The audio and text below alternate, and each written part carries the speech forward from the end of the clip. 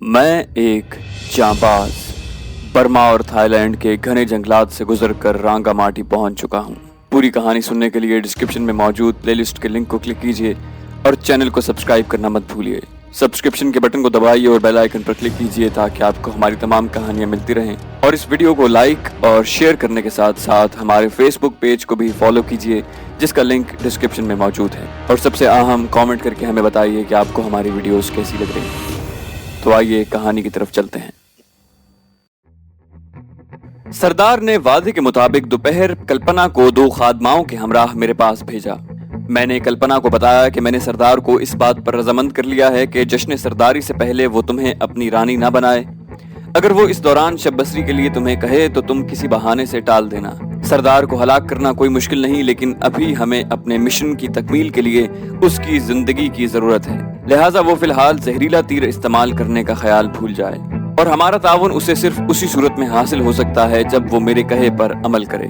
कल्पना को मुतमईन करके मैंने वापस भेज दिया। फिलहाल उसे बड़ी रानी तक पहुंचने का मौका नहीं मिला था और सरदार ने अपने वादे के मुताबिक मुझे आज बड़ी रानी और छोटे भाई से मिलवाना था। कल्पना के जाने के बाद आज के तेजी से बदलते हुए हालात की रोशनी में वाकयात की कड़ियां मिलाकर किसी हतमी नतीजे पर पहुंचने की सोच में पड़ गया। मुशीर आला का अकेले आके मुझसे हमारा तमाम असलहा, जवाहिरात और रुपया जबरन लेने की कोशिश एक इंतहाई अहमकाना फेल था। उसकी नाकामी की सूरत में मेरे मुसल्लह साथियों और हवेली के मुलाजिमीन के सामने सरदार का उसे किसी तफ्तीश और हालात की तह तक पहुंचे बगैर फौरी हलाक कर देना भी गलत और बिल्कुल नामुनासिब था। ये भी तो ऐन मुमकिन था कि सरदार ने उसे बतौर चारा मेरे पास भेजा हो और उसके पहरेदार और सिपाही उसी इंतजाम में हवेली में किसी खुफिया जगह तैयार हालत में मौजूद हों। अगर मुशीर आला प्लान के मुताबिक हमसे असलहा, रुपया और जवाहिर हासिल करने में कामयाब हो जाए तो सिपाही और पहरेदार अचानक नमूदार होकर हमारा सारा असलहा जब्त कर लें और हमें हिरासत में ले लें। हमारे साथ आमने सामने मुकाबले में उन्हें चूंकि अपनी कामयाबी का जर्रा भर यकीन नहीं था, इसलिए मुशीर के जरिए पहले और बाद में मुझे असलहे की जद में लेकर मेरे साथियों को बेहथियार करने की साजिश भी हो सकती थी। मैंने सरदार से अपनी पहली मुलाकात से लेकर आज की मुलाकात तक उसके रवैये पर गौर किया तो महसूस हुआ कि चंद मुलाकातों में उसने कई कलाबाजियां खाई हैं। पहले रऊनत और अपने बाप के भेजे गए शाही फरमान का मजाक उड़ाया, फिर मेरे समझाने पर अपना रवैया बदलना। आज हवेली के सहन में मुशीर की हालत देखकर मेरे साथ खुश्क लहजे में बात करना और फिर हमारी फायर पावर से खौफजदा होकर और मेरी वार्निंग के बगैर अपने रवैये में एकदम तब्दीली लाना और मुशीर को फौरी हलाक करना। सरदार का जाती किरदार इतना पस्त होना कि खुद ही अपनी हवेली में मेरे काफिले को दावत देकर बुलाना और पहली रात ही कल्पना से जबरदस्ती करना। इन सब कड़ियों को जब मैंने मिलाया तो एक ऐसे खुदसर नौजवान का चेहरा सामने आया जो हुसूल इक़्तिदार के लिए अपने बाप के भेजे हुए मेहमान के सामने अपनी बाप की तौहीन और अपनी मकसद बराबरी के लिए अपने मुशीर आला को हलाक कर सकता है और अपनी जिनसी ख्वाहिश की तकमील के लिए एक अजनबी मेहमान लड़की से जबरदस्ती करके तमाम इखलाकी और समाजी इक़्तिदार को पामाल कर सकता है। इस नए जाविये से हालात को देखते हुए मुझे मुशीर का किरदार बिल्कुल एक कठपुतली जैसा दिखाई दिया, जो अपने सरदार और राजा के हुक्म की बजावरी के दौरान हमारे हाथों जख्मी हुआ और राज के खुल जाने के खौफ के बायस राजा के हाथों हलाक हुआ। मैं अब तक सिर्फ सरदार की बातों पर यकीन किए बैठा था, हालांकि कल्पना के बकौल वो आज भी रानी तक रसाई हासिल न कर सकी थी। उसका मतलब साफ था कि सरदार की माँ और भाई अभी तक नजरबंदी की हालत में थे। मेरा दिमाग कई बातों में उलझा हुआ था, लिहाजा मैंने कैसर और अपने नंबर 2 से इन हालात के पेश नजर मशवरा करके आइंदा लाहे अमल का फैसला करना मुनासिब समझा। मैंने उन दोनों को अपने कमरे में बुलाया और इस मसले पर गुफ्तगू शुरू की। 2 घंटे के बहस मुबाहिसे और दलाइल की रोशनी में हमने जो फैसला किया वो ये था कि नंबर 1, सरदार कतई बेएतबारी और साजिशी है, लिहाजा उस पर हरगिज भरोसा न किया जाए। नंबर 2, जिस तरह उसने कई पैंतरे बदले हैं, हमें ऐसा नहीं करना चाहिए, बल्कि उसे इसी मुगालते में रख कर के हम उसके हामी हैं। हमें अपने असल मिशन यानी रानी और उसके छोटे बेटे के हमराह जवाहिरात हासिल करने पर पूरी तवज्जो देनी चाहिए। हमें हरदम चौकस रहना और अपने हथियारों की हिफाजत करना चाहिए ताकि हमारी बेखबरी, लाइलमी और अंधे भरोसे की वजह से दुश्मन हम पर अचानक वार न कर सके। हमें भी अपने तौर पर पैसों का लालच देकर जासूसी का ऐसा निजाम बनाना चाहिए जो हमें अंदरूनी हालात और साजिशों से बाखबर रखे। سردار کو شراب مہیا کرنے والے فوجی پر بھروسہ کر کے اسے قطعی اپنا ہمراز نہ بنایا جائے اور نہ ہی اس کے ذریعے بنگلہ دیش جانے کی کوشش کی جائے، بلکہ اس مقصد کے لیے اپنے ذرائع سے کوشش کی جائے۔ یہ فیصلہ کرنے کے بعد میں نے قیصر کو کہا کہ اپنے 2 مسلح ساتھیوں کے ہمراہ حویلی سے باہر جا کر مرنے والے مشیر کے گھر کا پتہ چلانے کی کوشش کرے، اور اگر گھر مل جائے تو یہ پوچھے کہ گھر میں کوئی انگریزی یا اردو بولنے والا شخص ہے۔ اگر ایسا شخص مل جائے تو 2 آدمی اسی کے پاس رکیں اور مجھے آ کر اطلاع دیں۔ میں سمجھتا تھا کہ سردار کے ہاتھوں مرنے والے کے قریبی لواحقین یقیناً طیش میں ہوں گے اور بہت ممکن ہے میں ان سے سچ اگلوانے میں کامیاب ہو جاؤں۔ قیصر اپنے 2 ساتھیوں کے ہمراہ فوراً ہی اپنے مشن پر نکل کھڑا ہوا۔ میں نے اپنی طرف سے حتی الامکان کسی سازش کا شکار ہونے سے بچنے کے لیے تمام انتظام کر لیے تھے، اور اب مجھے رانی اور اس کے لڑکے سے ملاقات کا انتظار تھا۔ اچانک ہی میرے ذہن میں ایک شک ابھرا۔ میں نے اپنے خادموں میں سے ایک کو اشاروں سے سمجھایا کہ حویلی کے زنان خانے میں جائے اور کلپنا کو میرا پیغام دے کہ وہ فوری مجھ سے ملنے کے لیے آئے۔ آدھے گھنٹے میں ہی کلپنا اپنی 2 خادماؤں کے ساتھ آ گئی۔ خادماؤں کے باہر رکنے کا کہہ کر میں نے کلپنا کو اپنے کمرے میں بلایا اور آج کے واقعات کو مختصراً بیان کر کے اسے کہا کہ سردار کے وعدے کے مطابق آج رانی اور اس کے چھوٹے بیٹے نے مجھ سے ملنا ہے۔ تم واپس جا کر پوری کوشش کرو کہ کسی طرح رانی اور نظر بند لڑکے کو دیکھ سکو، یا کم از کم اپنی رازدار خادمہ کے ذریعے جا کر پوری کوشش کرو کہ مجھ سے ملنے والے واقعی اصلی رانی اور اس کا بیٹا ہیں یا کوئی دوسرے لوگ رانی اور اس کا بیٹا بن کر مجھ سے ملیں گے۔ اگر دوسری بات درست ہوئی تو کسی کی بھی پرواہ کیے بغیر ملاقات کے کمرے میں چلے آنا۔ تمہارے لیے یہ بات اس لیے دشوار نہ ہوگی کیونکہ سردار بھی اس ملاقات کے دوران موجود نہ ہوگا جو زنانے ڈرائنگ روم کے حصے میں ہوگی۔ کلپنا میری بات سمجھ گئی اور بولی کہ وہ اپنے تئیں پوری کوشش کرے گی کہ مجھے اصلیت کا پتہ چل جائے۔ زیادہ سے زیادہ 10 منٹ میں اپنی بات مکمل کر کے میں نے کلپنا کو واپس بھیج دیا۔ ذہنی طور پر میں واقعی بہت اپسیٹ تھا۔ میں دشمن سے کھلے مقابلے اور گولیوں کے تبادلے میں کبھی بھی گھبرایا نہیں تھا، لیکن محلاتی سازشوں سے میرا پہلی بار واسطہ پڑا تھا۔ چھپا ہوا دشمن دکھائی دینے والے دشمن سے بہت زیادہ خطرناک ہوتا ہے۔ مجھے اچھی طرح یاد ہے کہ 65 کی پاک بھارت جنگ کے دوران جنگ بندی کے بعد لاہور سیکٹر میں دونوں ممالک کی فوجیں زیادہ سے زیادہ 100 میٹر کے فاصلے پر ایک دوسرے کے سامنے مورچوں اور خندقوں میں موجود تھیں۔ سیز فائر کے باوجود دونوں افواج میں گولیوں کا اکثر تبادلہ ہوتا رہتا تھا۔ ہندو فوجی صبح اپنی چمکتی گڑویاں لے کر رفع حاجت کے لیے مورچوں سے باہر نکلتے تھے۔ وہ خود تو سبز یا کیموفلاج وردی پہنے ہوتے تھے، لیکن سورج کی ترچھی شعاؤں میں ان کی گڑویاں صاف دکھائی دیتی تھیں۔ پاک فوج کے سپاہی انہیں پریشان کرنے کے لیے گڑوی کا نشانہ لے کر فائر کرتے تھے۔ فائر ہوتے ہی بھارتی فوجی سب کچھ بیچ میں چھوڑ چھاڑ اپنی خندقوں کی طرف بھاگتے اور پاکستانی 1 یا 2 فائر کے جواب میں ہزاروں گولیاں چلاتے۔ پاکستانی فوجیوں کے ہاتھ تو ایک کھیل آ گیا تھا۔ تقریباً ہر روز ایسا ہوتا تھا، لیکن بھارتی فوجیوں کی حالت خوف سے ناگفتہ ہو چکی تھی۔ بالآخر انہوں نے اپنی خندقوں اور مورچوں میں ہی رفع حاجت کا عمل شروع کر دیا۔ تعفن اور بدبو سے ان کے مورچوں اور خندقوں کی حالت ایسی ہو گئی کہ وہاں چند منٹ رکنا بھی محال ہو گیا۔ 8-10 روز بعد بالآخر بھارتی بریگیڈیئر سفید جھنڈا لگائے پاکستانی کمانڈر کے پاس آیا اور التجا کرتے ہوئے اپنی بریگیڈ کے لیے چند رعایتیں مانگی۔ نمبر 1 کہ پاکستانی فوجی گڑویوں کا نشانہ بنانا چھوڑ دیں۔ نمبر 2 آدھی رات کو جب ہو کا عالم ہوتا ہے پاکستانی فوجی نعرہ تکبیر لگا کر ہمارے فوجیوں کی نیند حرام کر دیتے ہیں، کیونکہ افواج پاکستان یہ نعرہ دشمن پر حملہ کرتے وقت لگاتی ہے، لہٰذا یہ نعرہ نہ لگایا جائے۔ پاکستانی کمانڈر نے بھارتی بریگیڈیئر کی درخواست منظور کر لی اور یوں بھارتی فوجیوں کو سکھ کا سانس لینا نصیب ہوا۔ پھر بھی گاہے بگاہے پاکستانی فوجی بھارتی فوجیوں کی گڑویوں کا نشانہ بناتے رہتے، اور یہ حالت اس وقت تک برقرار رہی جب تک دونوں فوجیں واپس اپنی اپنی چھاونیوں میں نہ چلی گئیں۔ جب بھرپور جنگ ہو رہی ہو تو فوجیوں کو نہ تو اپنی جان کا خوف ہوتا ہے اور نہ ہی کسی کی جان لینے کا افسوس، لیکن یہی فوجی مورچوں میں بیٹھے اور دشمن کے حملے کا انتظار میں ذہنی تناؤ کا اتنا زیادہ شکار ہو جاتے ہیں کہ بعض اوقات مورچوں اور خندقوں سے باہر آ کر اونچی آواز میں دشمن کو گالیاں دینے اور بغیر کسی ٹارگٹ کے فائر کرنے لگتے ہیں، اور اسی حالت میں نہ صرف دشمن کی گولی کا نشانہ بنتے ہیں بلکہ دشمن کو ان کے مورچوں اور خندقوں کی نشاندہی بھی ہو جاتی ہے۔ میری ذہنی حالت بھی دشمن کے انتظار میں مورچے میں بیٹھے ہوئے فوجی جیسی ہو رہی تھی۔ دشمن کو نہ دیکھا ہو تو در و دیوار بھی دشمن دکھائی دیتے ہیں۔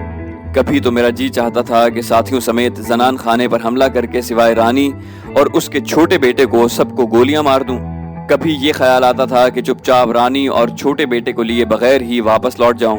دراصل میں جتنا آمنے سامنے کی لڑائی میں بلا خوف کود پڑتا ہوں، اتنا ہی چھپے دشمن کے وار سے گھبراتا ہوں۔ میں بڑی بے چینی کی حالت میں تھا کہ قیصر کا ساتھی بھاگتا ہوا آیا اور بولا کہ کام کا آدمی مل گیا ہے اور قیصر نے اسے وہیں روک کر آپ کو بلایا ہے۔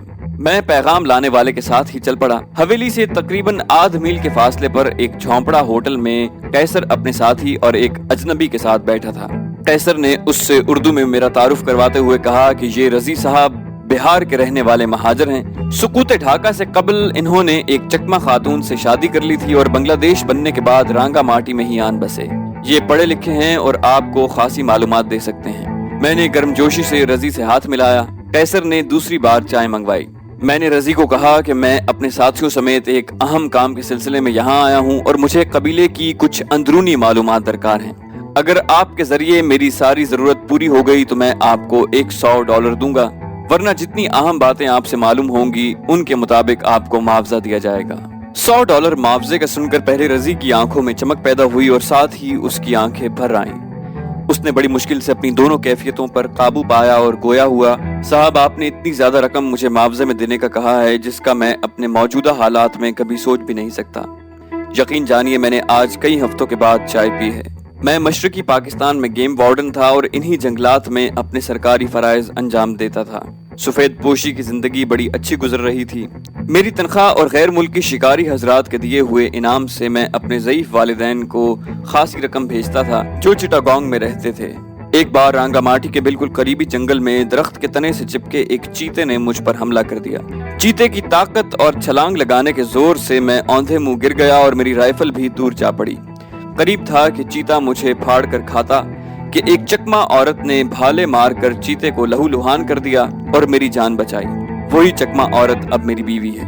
سقوط ڈھاکہ تک ہم نہایت خوش و خرم زندگی بسر کر رہے تھے۔ 25 مارچ 1971 سے 2 ماہ پیشتر جب بنگالیوں کا قتل عام شروع ہوا تو اس کی زد میں میرے والدین بھی آ گئے۔ میں اور میری بیوی اس وقت کھلنا میں تھے۔ بڑی مشکل سے اپنی جانیں بچاتے ہم رانگا ماٹی پہنچے۔ عام خیال یہی تھا کہ حالات جلد ہی معمول پر آ جائیں گے، لیکن ہوا اس کے برخلاف۔ سقوط ڈھاکہ کے وقت تک ہم اپنی تمام جمع پونجی ختم کر بیٹھے تھے۔ چٹاگانگ میں ہمارا گھر بلوائیوں نے لوٹ لیا تھا۔ میرے پاس صرف چند جوڑے کپڑے اور رائفل تھی۔ میری بیوی کا اس کے قبیلے والوں نے اس لیے بائیک آؤٹ کر دیا تھا کہ اس نے قبیلے سے باہر شادی کی تھی۔ اس کے والدین نے بھی ہم سے آنکھیں پھیر لیں کیونکہ میں اب کماؤ داماد نہیں بلکہ ان کے لیے ایک بوجھ تھا، اور قبیلے والوں نے ہماری شادی کی وجہ سے ان کا بھی بائیک آؤٹ کرنے کی دھمکی دی تھی۔ میری رائفل قبیلے کے ایک سرکردہ آدمی زبردستی چھین کر لے گیا۔ میری بیوی میرے ہمراہ پاکستان جانے کو تیار تھی، لیکن ہم دونوں بالکل خالی ہاتھ تھے۔ ہم دونوں نے مل کر قصبے کے باہر ایک جھونپڑا بنایا۔ گیم وارڈن ہونے کی وجہ سے مجھے جنگلی جانوروں اور پرندوں کو پکڑنے، کھال میں بھوسا اور دوسرے اجزاء ڈال کر بالکل زندہ جانوروں کی شکل دینے کا فن آتا ہے۔ میں نے یہی کام شروع کر دیا، لیکن بنگلہ دیشی فوج نے رانگا ماٹی کو گھیرے میں لے کر قبیلے تک آمد و رفت کو روک دیا، جس سے خریدار یہاں آنے بند ہو گئے۔ اب میں مہینے میں ایک آدھ بار چھپ چھپا کر چٹاگانگ جاتا ہوں اور انتہائی محنت سے سٹف کیے ہوئے پرندے، کوڑیوں کے مول دکانداروں کو بیچ کر گزر اوقات کر رہا ہوں۔ بارہا ایسے موقع آئے کہ بارشوں سے رستہ نہ ملنے کے باعث میں یہ سامان فروخت کرنے نہ جا سکا اور ہمیں ہفتوں صرف جنگلی بیر کھا کر پیٹ کا دوزخ بھرنا پڑا۔ رضی کی باتوں سے سچائی ٹپک رہی تھی۔ اس کے لباس میں درجنوں پیوند لگے ہونے کے باوجود کئی جگہ سے جسم ننگا تھا۔ اس کی کاٹھی مضبوط تھی، لیکن کمزوری اور بھوک کے باعث جسم کی ہڈیاں دکھائی دے رہی تھیں۔ میں نے رضی سے پوچھا کہ ہمارے متعلق کیا جانتے ہو؟ وہ بولا کہ آج کل رانگا ماٹی میں ہر طرف آپ کے ہی چرچے ہو رہے ہیں، قسم قسم کی افواہیں اڑ رہی ہیں۔ کوئی کہتا ہے آپ راجہ تری دیو کا پیغام لے کر آئے ہیں، کسی کی زبان پر یہ ہے کہ موجودہ سردار کو آپ نے حراست میں لے لیا ہے۔ یہ کہا جا رہا ہے کہ راجہ عنقریب آپ سب کو ہلاک کر دے گا۔ آج مشیر اعلیٰ کی ہلاکت اور آپ کے سردار کے سامنے ہتھیار ڈالنے کے چرچے ہیں۔ میں نے اس کی آنکھوں میں جھانکتے ہوئے کہا کہ مجھے یہ بتاؤ کہ سردار پر کس حد تک بھروسہ کیا جا سکتا ہے، اور کیا مرنے والا مشیر بھی سردار بننے کی خواہش رکھتا تھا؟ رضی نے خلاؤں میں دیکھتے ہوئے جواب دیا کہ اقتدار کے حصول کی خواہش کسے نہیں ہوتی۔ مشرقی پاکستان کے بنگلہ دیش بننے کے پیچھے یہی خواہش کار فرما تھی۔ بھٹو کو مشرقی پاکستان سے ایک سیٹ بھی نہیں ملی اور مجیب الرحمان کی حکومت بھٹو کو قبول نہ تھی۔ ملک کے دونوں حصوں کے درمیان جغرافیائی فاصلے کو محبت، پیار اور ایثار سے بانٹنے کی بجائے بھٹو اور مجیب نے نفرتوں کے سمندر حائل کر دیے۔ نتیجہ یہ ہوا کہ دنیا کی سب سے بڑی اسلامی مملکت دو لخت ہو گئی۔ مجیب اور بھٹو کو اقتدار تو مل گیا، لیکن دونوں حصوں کی عوام کے دلوں میں نفرتوں کے جو بیج ان دونوں نے بوئے وہ آکاش بیل کی طرح بڑھتے ہی جا رہے ہیں۔ موجودہ سردار اپنے باپ کی جہاں موجودگی میں زیادہ تر وقت یورپ میں رہا، باپ اس سے زیادہ اپنے چھوٹے بیٹے کو پسند کرتا تھا اور عام خیال یہی تھا کہ راجہ تریدیو چھوٹے بیٹے کو سردار بنائے گا۔ بنگلہ دیش کے قیام سے پہلے ہی بڑا بیٹا یورپ سے لوٹ آیا اور بنگلہ دیش بننے کے 2 ماہ کے اندر ہی اس نے اپنی سرداری کا اعلان کر دیا۔ اس دن سے اس کی ماں اور چھوٹے بیٹے کو کسی نے نہیں دیکھا۔ موجودہ سردار انتہائی شاطر اور سازشی دماغ کا ہے۔ جس مشیر کو اس نے آج ہلاک کیا ہے وہ تو اس کا انتہائی وفادار اور معتمد تھا۔ آپ کو شاید علم نہیں کہ سردار کی بیوی اسی مشیر کی سگی بہن ہے۔ قبیلے کے لوگ سردار کو باپ کا درجہ دیتے ہیں اور قبیلے کی عورتیں سردار کے بلاوے پر بغیر کسی خوف کے اس کے پاس جاتی ہیں۔ گزشتہ چند سالوں میں درجنوں بار ایسا ہوا کہ سردار کے بلاوے پر جانے والی لڑکی نے واپس آ کر ایک اونچی چٹان سے خودکشی کر لی۔ اس چٹان کا اب نام ہی موت کی چٹان پڑ گیا ہے۔ سب جانتے ہیں کہ ان خودکشیوں کی وجہ کیا ہے، لیکن خوف کے مارے کوئی بھی آواز اٹھانے کو تیار نہیں۔ رضی نے اپنی داستان سنا کر اپنے دل میں جذبات کا بند کھول دیا تھا۔ اس نے کہا، جناب میری بیوی بھی اب اردو بولتی ہے اور سمجھتی ہے۔ اگر آپ مناسب سمجھیں تو اس سے پوچھ لیں، ممکن ہے اس سے آپ کو کوئی کام کی بات مل جائے۔ رضی نے ڈرتے ڈرتے اپنے جھونپڑے میں مجھے آنے کی دعوت دی۔ میں نے فی الوقت اس کے ہاں جانے کی معذرت کرتے ہوئے کہا کہ رضی، میں تمہاری دکھ بھری داستان اور ہمت اور صبر کا دامن نہ چھوڑنے سے بہت متاثر ہوں۔ آج مجھے کچھ بہت ضروری کام کرنے ہیں، انشاءاللہ کل میں تمہارے گھر آؤں گا۔ تم کل 11 بجے اسی ہوٹل میں میرا انتظار کرنا۔ تم کو میں $100 معاوضے میں دے رہا ہوں۔ تم نے اپنی داستان سنانے کے دوران فوج کا گھیرا ہونے کے باوجود اپنے چٹاگانگ جانے کا بتایا تھا۔ کیا تم ہمارے ساتھ انہی راستوں سے ہمیں چٹاگانگ، کھلنا اور ڈھاکہ لے جا سکتے ہو؟ میری بات کا جواب سوچ سمجھ کر کل دینا۔ تمہیں گائیڈ بننے کا نہ صرف تمہاری توقع سے زیادہ معاوضہ ملے گا، بلکہ اگر تم اور تمہاری بیوی کی خواہش ہوئی تو ہم تمہیں بھارت یا پاکستان جہاں چاہو اپنے یا اپنے ساتھیوں کے ہمراہ بھجوا دیں گے، اور تمہیں رہائش اور کاروبار یا ملازمت دلانے کا بھی وعدہ کرتے ہیں۔ یہ کہہ کر میں نے $5 کے 20 نوٹ رضی کو دیے۔ اس نے اپنی جو حالت زار بتائی تھی اس میں کوئی بھی $100 کا نوٹ اس سے چھین سکتا تھا۔ رضی کو رخصت کر کے میں جھونپڑ ہوٹل سے باہر نکلا۔ اچانک ہی مجھے خیال آیا، میں نے قیصر کے ایک ساتھی کو اس کے پیچھے دوڑایا کہ اس کو واپس لے آئے۔ رضی جو $100 یکمشت ملنے سے اتنا خوش تھا جیسے کوئی خزانہ مل گیا ہو، واپس آیا تو میں نے اس سے پوچھا کہ یہ ممکن ہے کہ ہم ابھی تمہاری بیوی سے مل کر چند سوال پوچھ سکیں؟ رضی نے فوراً حامی بھری اور ہمیں لے کر اپنے جھونپڑے کی طرف چل پڑا۔ 10-12 منٹ میں ہی ہم اس کے جھونپڑے تک پہنچ گئے جو اس کی غربت کا حال بیان کر رہا تھا۔ ایک پھٹا پرانا سوٹ کیس، چند ٹوٹے ہوئے برتن اور سٹف کیے ہوئے پرندے جھونپڑے کی کل کائنات تھے۔ رضی نے اردو میں اپنی بیوی کو ہمارے متعلق بتایا، جو ایک پھٹی ہوئی ساڑی پہنے ہوئے تھی، اور اسے تمام $1 کے نوٹ دیے۔ میں جلدی میں تھا، اس لیے میں نے اس کی بیوی سے ڈائریکٹ سوال کیا کہ کیا اس نے کبھی راجہ تریدیو رائے کی بیوی اور چھوٹے بیٹے کو دیکھا ہے، اور اگر دیکھا ہے تو ان کی شکل و صورت اور قد و قامت کے ساتھ کوئی ایسی نشانی یا کوئی خاص بات بتا سکتی ہے جس سے ان کی پہچان میں آسانی ہو۔ کچھ دیر سوچنے کے بعد وہ بولی کہ رانی صاحبہ کی عمر 45 سال کے لگ بھگ ہے اور وہ قدرے بھاری جسم کے ہیں۔ ان کی ایک خاص نشانی یہ ہے کہ ان کی بائیں ہاتھ کی آخری 2 انگلیاں آپس میں جڑی ہوئی ہیں۔ وہ روانی سے انگریزی بولتی ہیں۔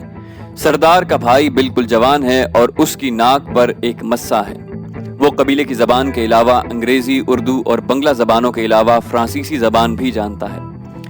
یہ جسمانی نشانیاں تو میں نے خود دیکھی ہیں، جبکہ مختلف زبانیں جاننے کے متعلق مجھے ایک سہیلی نے بتایا تھا جو حویلی میں خادمہ ہے۔ میں نے کہا کہ اگر تمہیں موقع ملے تو کیا تم رانی صاحبہ اور لڑکے کی شناخت کر سکتی ہو؟ میرے اس سوال کے جواب میں اس نے سر ہلاتے ہوئے کہا کہ یقیناً اور 100% درستگی کے ساتھ۔ میرے پاس وقت بہت ہی کم تھا۔ رضی ہمارے ساتھ ہی قصبے میں چلا آیا کیونکہ اسے قصبے کے مہاجن سے $1 تبدیل کروا کر سودا سلف خریدنا تھا۔ میں قیصر اور اس کے ساتھیوں کے ساتھ تیز تیز قدموں سے حویلی میں واپس لوٹ آیا۔ مجھے شام کو کسی وقت بھی زنان خانے میں رانی اور اس کے چھوٹے لڑکے سے ملنے کے لیے طلب کیا جا سکتا تھا۔ میں نے رانی کے لیے راجہ تریدیو کا خط اپنی اندرونی جیب میں رکھا۔ अपना रिवॉल्वर और पिस्टल की फालतू गोलियां और मैगजीन भी अंदरूनी जेब में रखी और लाउसियों की तरह एक खंजर अपनी दाईं पिंडली से बांधा। मैंने कैसर और नंबर 2 को अपने कमरे में बुलवा कर कहा कि आज रात मुझे रानी और उसके लड़के से मिलने जनान खाने में जाना है। मुझे ये भी खदशा है कि वहां मुझे किसी ट्रैप में फंसाया जा सकता है, इसलिए मेरे जाने और वापसी तक सब साथी चौकन्ने और हथियारों समेत बिल्कुल तैयार रहें। अगर कोई ऐसी वैसी बात हो तो मैं 1-2 फायर करूंगा। फायर की आवाज सुनते ही आप सब जनान खाने पर धावा बोल देना और अपनी राह में हायल होने वाले किसी भी मर्द या औरत को गोलियों से भून देना, चाहे वो सरदार ही क्यों ना हो, और मुझ तक पहुंचने की जल्द से जल्द कोशिश करना। ये हिदायत देकर मैंने कैसर को तमाम नकदी और जवाहिर दिए और कहा कि अगर मैं जिंदा ना लौट सकूं तो तुम काफिले के सरबराह होगे और मेरी हिदायत के मुताबिक सबको जवाहिर के हिस्से देकर वापस चले जाना। कैसर रोनी सूरत बनाकर अटूट लहजे में बोला कि भाईजान, यहाँ से जिंदा जाएंगे तो इकट्ठे और मरेंगे तो भी इकट्ठे। ऐसी बातें ना करें। अगर आपको कोई खदशा है तो जनान खाने पर अभी धावा बोलकर दूध का दूध और पानी का पानी कर देते हैं। सरदार हो, उसकी माँ हो या भाई, हमें उनकी जिंदगी से क्या दिलचस्पी। सिर्फ आपके लिए हमने अपनी जिंदगियां दांव पर लगाई हैं और आपकी हिफाजत के लिए हम हर कदम उठाएंगे, चाहे आप उसे पसंद करें या ना करें। कुछ वक्त इसी बहस में गुजारने के बाद फैसला हुआ कि नंबर 2 मेरे हमराह जनान खाने में जाएगा, जबकि कैसर बाकी साथियों के साथ स्टैंड बाय पोजीशन में रहेगा और नंबर 2 और मैं अपने साइड आर्म्स के अलावा 6 दस्ती बम भी जैकेटों के नीचे छुपा कर ले जाएंगे। तैयारी के लिए 10 मिनट की मोहलत लेकर नंबर 2 और कैसर अपने कमरों की तरफ गए। इस दौरान मैंने भी दस्ती बम कमीज के साथ बांधकर ऊपर जैकेट पहन ली। नंबर 2 को तैयार होकर मेरे पास आए हुए अभी चंद मिनट ही गुजरे थे कि खादिमों ने मुझे बताया कि मुझे जनान खाने में ले जाने के लिए 2 आदमी आए हैं। हम दोनों कमरे से बाहर निकले तो कैसर अपने कमरे के बाहर खड़ा था। वो भी हमारे साथ आकर शामिल हो गया। उसने कहा कि वो जनान खाने के दाखिली दरवाजे तक हमारे साथ जाएगा ताकि रास्ते से वाकिफ हो सके। दोनों पहरेदार हम तीनों को उनके साथ जाते देखकर तजब्जुब में पड़ गए, लेकिन बोले कुछ नहीं। दाखिली दरवाजे पर जाकर पहरेदारों ने दस्तक दी। दरवाजा खुला। वहां 4 पहरेदार मौजूद थे। मैं और नंबर 2 दरवाजे में जाकर खड़े हो गए ताकि कैसर अंदर का अच्छी तरह जायजा ले सके। मैंने पहरेदारों से इशारे से पूछा कि किस तरफ जाना है। उन्होंने बाएं तरफ का इशारा किया। ये भी कैसर को समझाने के लिए था। कैसर वहीं रुक गया। मेरे साथ नंबर 2 आगे बढ़ा तो पहरेदारों ने उसे रोकना चाहा। मैंने उनके भाले एक तरफ हटाते हुए उन्हें समझाया कि ये मेरे साथ जाएगा। पहरेदारों ने अपनी जबान में एक दूसरे से कुछ बात की और फिर एक हमारे आगे और एक हमारे पीछे होकर चलने लगे। मैंने आगे चलने वाले को रोककर इशारे से समझाया कि तुम दोनों हमारे आगे चलो। बादिल नखास्ता उन्होंने मेरी बात मानी और हमारे आगे चलने लगे। खासा बड़ा सहन उबूर करके हम गुलाम गर्दिश में पहुंचे और पहरेदारों ने एक दरवाजा खटखटाया। एक खादिमा ने दरवाजा खोला और पहरेदारों की बात सुनकर दरवाजा बंद करके अंदर जाने लगी तो मैंने दरवाजे में पांव रखकर उसे बंद न होने दिया, क्योंकि अंदर की एक झलक से ही मुझे मालूम हो गया था कि ये कमरा ड्राइंग रूम है।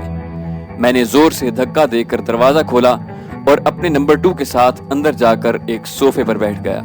चूंकि खादिमा और पहरेदारों में से कोई भी अंग्रेजी नहीं जानता था, इसलिए जबान न समझने का फायदा उठाते हुए मैं नंबर 2 के साथ कमरे में चला आया ताकि हमारी ये जबरदस्ती जबान न समझने के बायस शको शुबे में ही रहे। हमें ड्राइंग रूम में बैठे ज्यादा देर नहीं गुजरी होगी जब सरदार अपने 4 पहरेदारों समेत अंदरूनी कमरे से वहां आया। उसके चेहरे पर गुस्से के आसार साफ नुमाया थे। उसने सोफे पर बैठते साथ ही पूछा कि मैंने अपनी माँ और भाई को सिर्फ तुमसे मिलाने का वादा किया था, क्या तुम चाहते हो कि मैं उन्हें बीच चौराहे में ले आऊं? तुम्हें अपने आदमी को हमराह लाने की क्या जरूरत थी? मैंने कहा कि जरूरत थी क्योंकि रानी साहिबा और आपके भाई ने हमारे साथ यहाँ से जाना है, इसलिए मेरे नायब का उनसे मुतारिफ होना जरूरी है। तुम्हें बखूबी इल्म होगा कि पाकिस्तान यहाँ से कितने हजार मील दूर है और इस सफर के दौरान तुम हमारे साथ नहीं होगे, लिहाजा मुझे और मेरे साथियों को उनकी हिफाजत और आराम का ख्याल रखना होगा। मेरा ये जवाब सुनकर सरदार कुछ देर सोचता रहा और फिर एक पहरेदार को कुछ कहा। पहरेदार उसी दरवाजे से अंदर गया और थोड़ी देर बाद रानी और छोटे भाई को लिए कमरे में आ गया। मैंने और नंबर 2 ने खड़े होकर दोनों को ताजीम दी। रानी की उम्र लगभग वही थी और छोटा भाई भी 16-17 साल का था और उसके नाक पर एक मस्सा भी मौजूद था। मैंने रानी साहिबा को मुखातिब करते हुए कहा कि राजा त्रिदेव मेरे मोहसिन और दोस्त हैं और उन्होंने मुझे यहाँ अपना शाही फरमान देकर भेजा है, जिसके मुताबिक आपके बड़े साहिबजादे को कबीले का सरदार और राजा मुकर्रर किया गया है और आपको और आपके छोटे साहिबजादे को अपने पास रावलपिंडी बुलाया है। میں نے یہ گفتگو انگریزی اور اردو میں کی تھی۔ رانی نے سردار کے ساتھ کچھ سرگوشی کی اور سردار نے اس کی بات سن کر مجھے کہا کہ رانی صاحبہ نے کہا ہے کہ وہ یہاں سے نہیں جانا چاہتی۔ میں اس دوران رانی کے ہاتھوں کی طرف دیکھ رہا تھا۔ اس کے کسی بھی ہاتھ کی 2 انگلیاں جڑی ہوئی نہیں تھی۔ وسوسے اور اندیشے میرے دل میں سر ابھار رہے تھے۔ میں نے چھوٹے بیٹے کو اپنی ٹوٹی پھوٹی فرینچ میں مخاطب کرتے ہوئے اس کا احوال پوچھا اور کہا کہ وہ تو میرے ساتھ چلے گا کیونکہ اس کے والد اس کی راہ میں آنکھیں بچھائے بیٹھے ہیں۔ لڑکا مجھے دیکھتا رہا لیکن اس نے کسی بات کا جواب نہیں دیا۔ سردار میری بات ختم ہوتے ہی بولا کہ میرا بھائی فرینچ نہیں جانتا۔ میں نے ندامت کا اظہار کرتے ہوئے کہا کہ میں اپنی بات انگریزی میں دہراتا ہوں۔ یہ کہتے ہوئے میں چھوٹے لڑکے کے قریب جا بیٹھا اور انگریزی میں اپنی بات کی۔ میرے اس کے قریب بیٹھتے ہی اس کے چہرے پر پریشانی کے آثار نمودار ہوئے۔ اس نے قبائلی زبان میں سردار سے کچھ کہا۔ سردار بولا کہ میرا بھائی بھی جانے سے انکاری ہے۔ اب تو تمہاری خواہش کے مطابق یہ ملاقات ہو گئی ہے، اس لیے اب تم جا سکتے ہو۔ سردار کے لہجے سے جھلاہٹ اور کرختگی صاف ظاہر تھی۔ اس نے پہرے داروں کو اشارہ کیا اور ساتھ ہی اپنی زبان میں ماں اور بھائی سے کچھ کہا۔ وہ دونوں جانے کے لیے کھڑے ہوئے تو میں اچانک آگے بڑھا اور گلے ملنے کے انداز میں لڑکے کو دونوں بازوؤں میں لے لیا اور یہ کہتے ہوئے اس کے چہرے پر ہاتھ پھیرنا چاہا کہ مسئلے کی حقیقت معلوم ہو سکے۔ اسی وقت اندرونی دروازے پر شور اٹھا جس میں کلپنا کی آواز نمایاں تھی۔ پھر 2 پہرے داروں کی چیخیں ابھری اور زور سے دروازہ کھولتے ہوئے کلپنا داخل ہوئی۔ زہریلے تیر کا ٹکڑا اس کے ہاتھ میں تھا اور اس کی پھولی ہوئی سانس اور پھٹے ہوئے گریبان سے صاف ظاہر ہو رہا تھا کہ اس کی پہرے داروں سے ہاتھا پائی ہوئی ہے۔ سردار اسے دیکھتے ہی گھبرا گیا اور کھڑے ہو کر اس نے اپنا ہاتھ کوٹ کے اندر ڈالا۔ میرے اور نمبر 2 کے ہاتھ بھی اپنے لباسوں کے اندر جا چکے تھے۔ تقریباً بیک وقت سردار کے ہاتھوں میں اپنا ریوالور اور میرے نمبر 2 کے ہاتھوں میں پسٹل اور ریوالور تھے۔ سردار کو یہ سوچنے میں 1 یا 2 سیکنڈ لگے ہوں گے کہ وہ پہلے مجھے یا میرے نمبر 2 میں سے کسے نشانہ بنائے، اور اسی 2 سیکنڈ کے وقفے میں نے سردار کے ہاتھ پر فائر کیا۔ سردار کے ہاتھ پر میری گولی لگی اور اس کا ریوالور اس کے ہاتھ سے چھوٹ کر کچھ دور جا گرا، لیکن اس دوران سردار نے بھی ٹریگر دبا دیا تھا جس سے اس کے ہاتھ سے گرنے والے ریوالور سے نکلنے والی گولی چلی، لیکن اس دوران ریوالور کا رخ بدل چکا تھا۔ اس کی گولی اس کے پیچھے کھڑے ایک پہرے دار کے پیٹ میں لگی۔ یہ سب واقعہ زیادہ سے زیادہ 3 سیکنڈ میں ہوا ہوگا۔ سردار زخمی ہاتھ لیے صوفے پر بیٹھ گیا۔ ادھر رانی اور چھوٹا لڑکا ڈر سے کانپتے ہوئے میرے سامنے سجدے میں گر گئے۔ میں نے کلپنا سے کہا کہ وہ رانی اور لڑکے کو اٹھائے اور انہیں دلاسا دے کہ انہیں خوفزدہ ہونے کی ضرورت نہیں۔ کلپنا بولی کہ کہاں کی رانی اور کون سا لڑکا؟ یہ دونوں تو سردار کے کہنے پر ان کا بہروپ بھرے ہوئے ہیں۔ اصل رانی اور لڑکا تو زنان خانے کے آخری حصے میں قید ہیں۔ میں نے اور نمبر 2 نے سردار کے علاوہ پہرے داروں کو بھی زد میں لے رکھا تھا۔ کلپنا نے سردار کا ریوالور اٹھا لیا اور میرے کہنے پر پہرے داروں سے بھالے لے کر الٹا لیٹنے کو کہا اور انہیں ذرا سی بھی حرکت کرنے سے منع کیا۔ کلپنا نے بتایا کہ اسے ساری حقیقت کا علم ہو گیا تھا اور یہ بھی معلوم ہو چکا تھا کہ سردار ایک عورت اور لڑکے کو اپنی ماں اور بھائی بنا کر تم سے ملانے کا ڈرامہ کر رہا ہے۔ پہرے داروں نے اسے ڈرائنگ روم میں آنے سے روکا۔ ایک لمحہ قیمتی تھا کیونکہ سردار کا ارادہ تھا کہ اس ڈرائنگ روم میں تمہیں اپنی مصنوعی ماں اور بھائی سے ملا کر اور اپنی طرف سے غافل پا کر تمہیں یہیں پہرے داروں سے مروا دے گا۔ جب اسے معلوم ہوا کہ تم اکیلے نہیں بلکہ اپنے ایک ساتھی کے ساتھ زبردستی اس کمرے میں آ گئے ہو تو وہ اتنا جھنجھلایا کہ اپنا ریوالور نکال کر اس میں گولیاں بھریں اور یہاں آ گیا۔ ایسے نازک وقت میں پہرے داروں نے سختی سے مجھے اندر آنے سے روکا اور مجھے ان دونوں کو مجبوراً زہریلے تیر سے ہلاک کرنا پڑا۔ کلپنا کے بولنے کے دوران جب سردار نے دوسری مرتبہ اس کی بات کو کاٹنا چاہا تو میں نے اپنے نمبر 2 کو کہا کہ اس کے منہ پر زور سے 20 تھپڑ مارو۔ حالات نے اچانک ایسا پلٹا کھایا تھا کہ مجھے مجبوراً سردار کے خلاف بھرپور کارروائی کرنی پڑی۔ میں نے نمبر 2 کو کہا کہ بھاگتا ہوا جائے اور اپنے اور تمام ساتھیوں کو اسلحے سمیت یہاں لے آئے۔ چند منٹ میں ہی میرے تمام ساتھی اس کمرے میں پہنچ گئے۔ قیصر کو جب معلوم ہوا کہ سردار نے مجھ پر گولی چلائی ہے تو اس نے صوفے پر بیٹھے سردار کا ٹھڈے اور مکے مار کر ایسا حشر کر دیا کہ وہ فرش پر 2 زانو ہو کر بیٹھ کر مجھ سے گڑ گڑا کر زندگی کی بھیک مانگنے لگا۔ اسے مرنگ اور مگھ قبائل کے سرداروں کا ہمارے ہاتھوں حشر معلوم ہو چکا تھا۔ اس نے مجھ پر گولی چلائی تھی اور اسے ہلاک کرنے میں میرے راستے میں واحد رکاوٹ اس کے باپ سے میرے تعلقات تھے۔ میں نے قیصر اور نمبر 2 سے چند منٹ کی مشاورت کے بعد یہ فیصلہ کیا کہ ہمیں جو کچھ بھی کرنا ہے فوری کرنا ہے۔ زیادہ غور و خوض اور وقت ضائع کرنے سے دشمن کو تازہ دم ہونے کی مہلت ملتی ہے اور مقابلہ کرنے کی نئی راہیں دکھائی دیتی ہیں۔ میرے سب ساتھی اس کمرے میں موجود تھے۔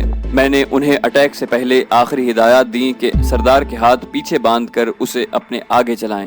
کلپنا ہمیں اصلی رانی اور راجا کے لڑکے تک لے جائے گی۔ حویلی پر اب ہمارا قبضہ ہے جو ہمارے یہاں رہنے تک جاری رہے گا۔ سردار کو فی الحال کسی محفوظ کمرے میں قید رکھا جائے اور قبیلے کے کسی بھی شخص یا کسی خادم یا کسی بھی پہرے دار کو اس کے پاس جانے کی اجازت نہ ہو۔ اگر کسی نے بھی ہماری اس کارروائی میں رکاوٹ ڈالنے کی کوشش کی تو اسے فوری گولی مار دی جائے۔ اصلی رانی اور لڑکے کو ہمارے ساتھ اور ہمارا انداز دیکھ کر قبیلے میں ہماری مخالفت کرنے والوں کی آواز بھی دب جائے گی اور رانی اور لڑکے کو سردار کے زندہ اور بخیریت ہونے کی یقین دہانی کرائی جائے گی۔ یہ ہدایات دے کر ہم نے سردار کے ہاتھ باندھنے کے لیے پردے پھاڑے اور اسے اپنے اسلحے کی زد میں لے کر نقلی رانی، بھائی اور پہرے داروں کے ہاتھ بھی باندھ دیے۔ کلپنا ہمیں لے کر زنان خانے میں داخل ہوئی۔ ایک اندرونی صحن عبور کر کے زنان خانے کا اصل حصہ شروع ہوا۔ یہاں بھی کئی پہرے دار موجود تھے جن کے نیزے لے کر ہم نے انہیں بھی آگے لگا لیا۔ کلپنا ہمیں ایک کمرے میں لے گئی جس میں سیڑھیاں نیچے اترتی تھیں۔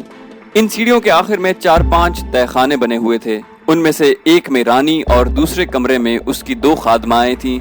پھر 2 کمرے چھوڑ کر ایک دروازہ تھا جس پر ایک پہرے دار تھا۔ ہم نے اسے بھی نہتہ کر دیا، بلکہ اپنے سردار کے بندھے ہاتھ دیکھ کر اس نے خود ہی اپنا بھالا پھینک دیا اور دروازہ کھول دیا۔ اس دروازے کے سامنے 2 کمرے تھے جن میں سے ایک میں سردار کا چھوٹا بھائی قید تھا۔ راجا کا بیٹا اپنے بڑے بھائی کے بندھے ہاتھ دیکھ کر سمجھ گیا کہ اس کا کھیل ختم ہو چکا ہے۔ میں نے مختصراً اسے اپنی یہاں آمد کا مقصد بتایا اور اسے لے کر ہم واپس رانی کے کمرے کی طرف لوٹے۔ رانی بھی چھوٹے بیٹے کو آزاد اور بڑے بیٹے کو ہماری قید میں دیکھ کر حالات کی تبدیلی کو سمجھ گئی۔ ہم رانی اور چھوٹے بیٹے کے ہمراہ اوپر آئے، لیکن اب سردار ہمارے ساتھ نہیں تھا، بلکہ ہم اسے اس کے چھوٹے بھائی کے کمرے میں اسی حالت میں چھوڑ کر اور دروازہ بند کر کے ایک تھائی ساتھی کو پہرے پر چھوڑ کر آ گئے۔ رانی بار بار اپنے چھوٹے بیٹے کو بھینچ بھینچ کر پیار کرتی۔ اس نے مجھے بتایا کہ تقریباً 3 سال کے بعد اس نے آسمان، کھلی فضا اور اپنے چھوٹے بیٹے کو دیکھا ہے۔ قیصر اور نمبر 2 نے میری ہدایت کے مطابق اپنے 2 آدمی زنان خانے کے پہرے پر لگائے اور رانی اور چھوٹے لڑکی کی خدمت کے لیے ان کی مرضی کی خادماؤں کو روک کر باقی سب کو رخصت کر دیا۔ میں نے رانی کو کہا کہ راجا صاحب نے ان کے نام ایک خط دیا ہے۔ میں ابھی حویلی کی نگرانی اور حفاظت کے انتظامات میں مصروف ہوں۔ کل سویرے آپ کو خط دوں گا اور ہماری مفصل بات چیت ہوگی۔ اس رات ہم نے اپنا پہرا انتہائی سخت کر دیا کیونکہ ہمیں خدشہ تھا کہ سردار کے حامی رات کو ہم پر حملہ نہ کر دیں۔ یہ رات ہم نے مہمان خانے میں تقریباً جاگتے اور انتہائی چوکس حالت میں گزاری، لیکن ہم پر کوئی حملہ نہ ہوا۔ میرے ساتھی سردار کے حامیوں کے حملے کے خطرے کے باعث ساری رات پہرا دیتے اور حویلی کا گشت کرتے۔ سورج نکلنے تک سب تھک کر نڈھال ہو چکے تھے۔ میں نے حویلی کے بڑے داخلی دروازے پر قیصر کے 2 ساتھیوں کو ایک سب مشین گن اور بنگلہ دیشی فوجیوں سے چھینی ہوئی رائفل دے کر اس حکم کے ساتھ بٹھا دیا کہ خود کو زہریلے تیروں سے محفوظ رکھ کر دروازے کے دونوں طرف بنے خولوں سے باہر سے کسی کو دروازے کے قریب پھٹکنے بھی نہ دیں۔ نزدیک آنے والوں کو پہلے تو ہوائی فائر کر کے روکیں اور اگر پھر بھی کوئی آگے آنے کی کوشش کرے تو فائر کر کے اسے ہلاک کر دیں۔ میں نے فیصلہ کر لیا تھا کہ اگر ایسے مارکے کی نوبت آئی تو ہم زیادہ سے زیادہ حملہ آوروں کو ہلاک کریں گے۔ مجھ پر اپنے تمام ساتھیوں کی سلامتی اور صحیح پلاننگ کی ذمہ داری تھی۔ حویلی میں قلعہ بند ہو کر ہم نسبتاً محفوظ حالت میں تھے، لیکن ہمیں نہ صرف حویلی بلکہ رانگا ماٹی سے بھی بالآخر جانا تھا، اور میں چاہتا تھا کہ سردار کے حامی مشتعل ہو کر اگر ہم پر حملہ کریں تو ہم زیادہ سے زیادہ تعداد میں انہیں یہیں ہلاک کر دیں تاکہ واپسی کے دوران کھلی جگہوں پر مقابلہ ہونے کی صورت میں ہمارا کم سے کم دشمنوں سے پالا پڑے۔ تو دوستو، یہ تھی ہماری آج کی ویڈیو۔ جانے سے پہلے اس ویڈیو کو لائک کرنا مت بھولیے، اسے لائک کیجئے اور شیئر کیجئے۔ ساتھ ساتھ ہمارے فیس بک پیج کو فالو کیجئے جس کا لنک ڈسکرپشن میں موجود ہے، اور فیس بک پر بھی اس ویڈیو کو لائک کیجئے اور اپنے دوستوں کے ساتھ شیئر کیجئے۔ اور اگر ابھی تک آپ نے ہمارے چینل کو سبسکرائب نہیں کیا تو اسے سبسکرائب کیجئے، سبسکرپشن کے بٹن پر کلک کیجئے اور ساتھ ساتھ بیل آئیکن کو دبائیے تاکہ آپ کو ہماری تمام اپڈیٹس فوراً ملتی رہیں، اور ساتھ ساتھ کامنٹ کر کے ہمیں بتائیے کہ آپ کو ہماری ویڈیوز کیسی لگ رہی ہیں۔ ہم مزید ویڈیوز لے کر جلدی حاضر ہوں گے۔ اپنا بے حد خیال رکھیے گا۔ اللہ حافظ۔